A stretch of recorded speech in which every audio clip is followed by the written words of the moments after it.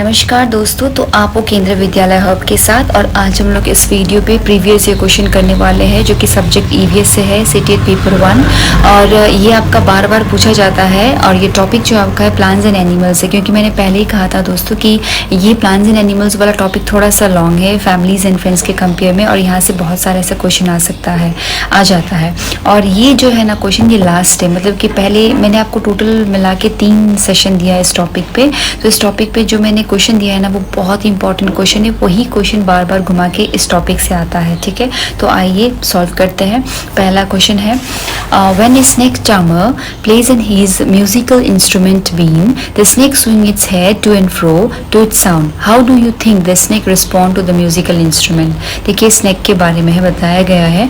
और देखिए सबसे पहले आप अच्छे से ऑप्शन पढ़िए। Option number 1, by responding to the vibration produced by the instrument, by smelling the instrument, by hearing the sound produced by the instrument, और option number 4, by seeing the movement of the instrument। देखिए इसकी सीधी सी बात है कि ये snake के बारे में बताया गया है। स्नेक चार्मर मतलब जो हम लोग का इंडिया में ये बहुत ही चलता है।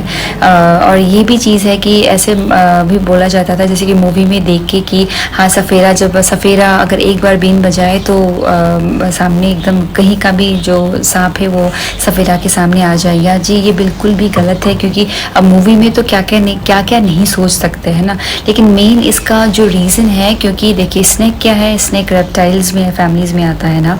और वो क्या था, वो हमेशा ज़मीन से वो खड़ा नहीं हो सकता, मतलब कि वो ज़मीन से डिटैच नहीं हो सकता। और वो ज़मीन पे रहता है तो वो इजीली क्या फील कर सकता है, वाइब्रेशन फील करता है। क्योंकि अगर आप भी अपना कान ज़मीन पे दोगे ना तो आप भी एक वाइब्रेशन, अगर दूर से गाड़ी आ रहा होता था या कुछ भी आवाज़ आ रहे होते जो ज़मीन से टच हो तो आपको एक वाइब्रेशन फील होगा। कहीं जितना भी दूर हो आपका डिस्टेंस से आपको वाइब्रेशन फील होगा, ठीक है। तो ये नहीं कि यहाँ पे जो बताया गया है कि बाय स्मेलिंग द इंस्ट्रूमेंट, वो स्मेलिंग को सुनते हुए या फिर वो मतलब कि इंस्ट्रूमेंट को आवाज़ सुनते सुनते वो बिन का पीछा, जो सफ़ेरा का पीछा करता है, ये बिल्कुल भी नहीं है। और ये भी नहीं कि आग देख सकता है। मेन चीज़ ये है कि स्नेक का क्या नहीं होता है, कान नहीं होता है, वो सुन नहीं सकता। तो एक चीज़ वो किस तरह से, वो कैसे उसको वो सफ़ेरा जहाँ है वो कैसे सुनाई देता है, उसके पास कैसे आ जाता है। One thing that is a vibration, क्योंकि उसको वाइब्रेशन फील होता है बाय रिस्पॉन्डिंग। यानी कि ऑप्शन नंबर 1 में देखिए, by responding to the vibration produce by the instrument, okay. और इसका एक्सप्लेनेशन मैंने अच्छे से दिया है, आप देख लीजिएगा। By responding to the vibration produced by the instrument, snake do not have the external ear, they only feel the vibration of the ground. देखिए स्नेक का मैंने ऑलरेडी बोला आप लोगों कि स्नेक का क्या नहीं होता, कान नहीं होता है। और वो खाली क्या एक ही चीज़ का सहारा से उसको पता चलता है, वो है वाइब्रेशन। क्यों? क्योंकि उसका बॉडी ज़मीन पे ही रहता है हमेशा से। और वो जब ज़मीन पे रहता है तो वो जितना भी तरह के उसके आसपास का जितना भी हरकतें होता है वो वाइब्रेशन से फील करता है और उसी के थ्रू से वो रिस्पॉन्ड करता है, ओके। तो इसका आंसर होगा ऑप्शन नंबर 1। तो चलिए नेक्स्ट क्वेश्चन पे मूव करते हैं। Read the following description of an animal and identify it. It look like a bear, it is not, but it is not. It spends almost 17 hours a day sleeping while hanging upside down on the tree branch.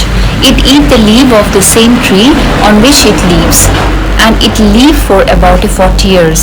तो देखिए यहाँ पे कह रहा है कि ये भालू जैसा दिखता है बट वो भालू नहीं है। वो ऑलमोस्ट मतलब कि 17 घंटे सोते हैं दिन में, और वो भी एकदम हैंग मतलब कि लटकते हुए सोता है वहाँ पे, मतलब अपसाइड डाउन, मतलब नीचे होता है ना, लाइक अपसाइड डाउन का मतलब है कि जिस तरह से वो चमगादड़ जिस तरह से लटक के रहता है उसी तरह से लटक के रहता है ये।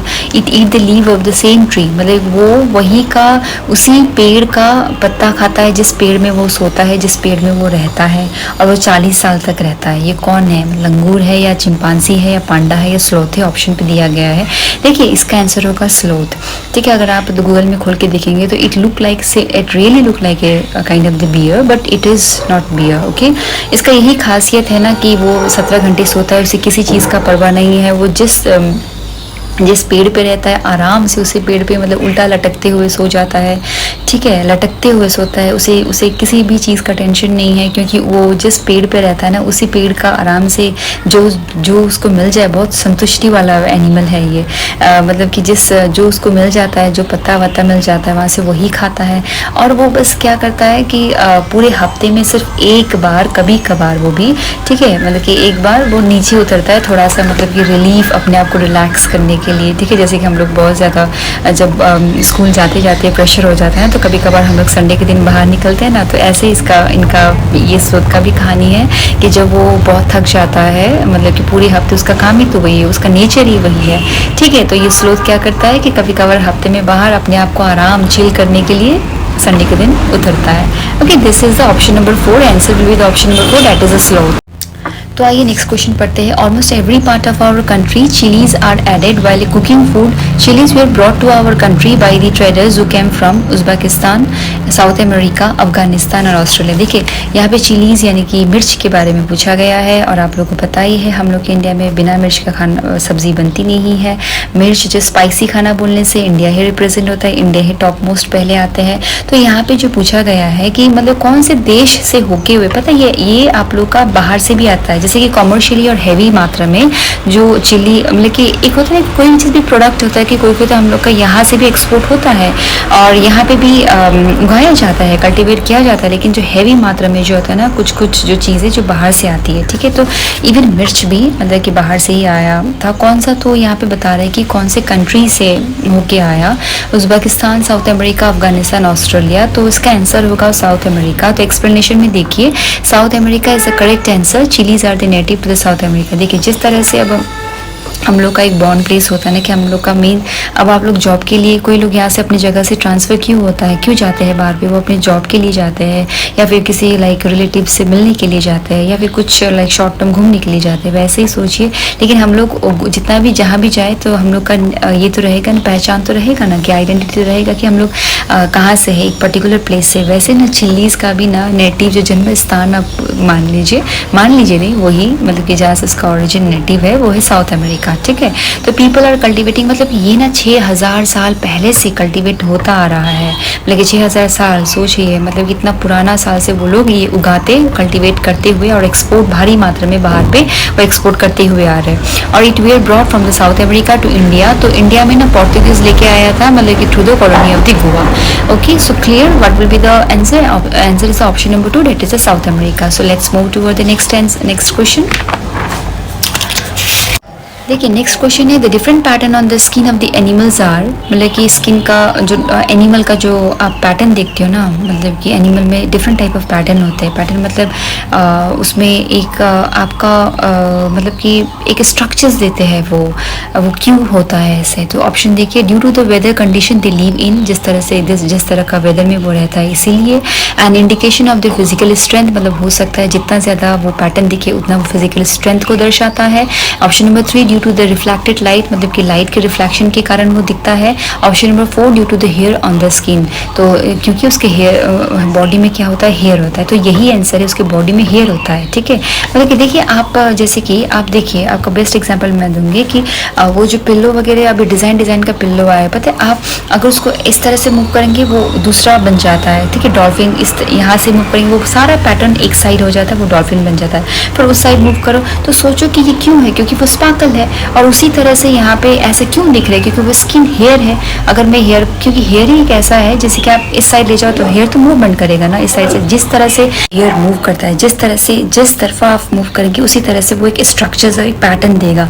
तो देखिए एक्सप्लेनेशन देखिए, due to the hair on the skin, if the animal did not have any hair on the skin then there would be the no patterns. अगर वहाँ पे एक भी हेयर नहीं रहेगा तो पैटर्न भी नहीं रहेगा, ओके।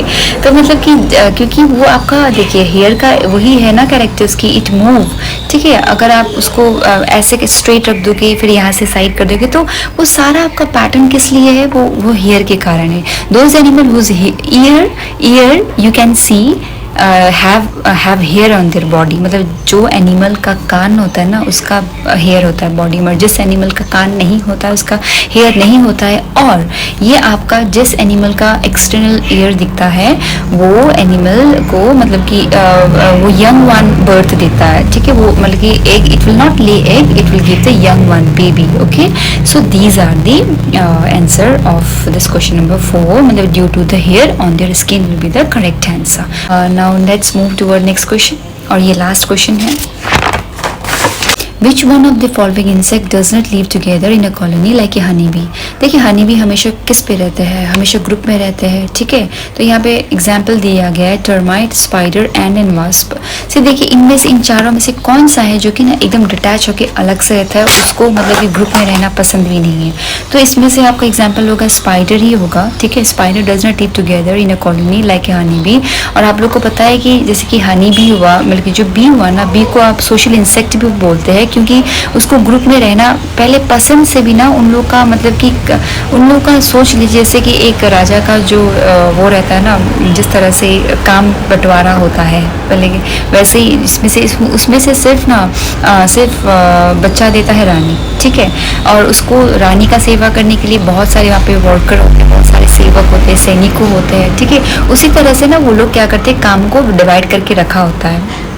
मतलब कि जो ये बी होता है, जैसे सोशल इंसेक्ट भी बोलते हैं, लेकिन स्पाइडर में ऐसा बिल्कुल भी नहीं होता है, वो अलग रहना पसंद करता है, ठीक है। दोस्तों तो ये था आपका 5 very important question from plants and animals topic, okay, subject EVS से। एंड आई होप आप लोग को समझ में आया होगा। और इसका मैं लास्ट एक बार समझाऊंगी, मतलब कि लाइव में आके। इसका मैं नोट्स पे मैंने आप लोग को ऑलरेडी दे दिया है, इसका explanation with a proper answer, जो ताकि आपके पास रहे, ये वाला वीडियो रहेगा आपके पास। और लास्ट है, आपको लाइव में भी आके मैं थोड़ा सा आप लोग एक्सप्लेन करूँगी, ताकि आप लोग का जितना भी कन्फ्यूजन है वो दूर हो जाए, ओके। तब तक के लिए नमस्कार एंड टेक केयर।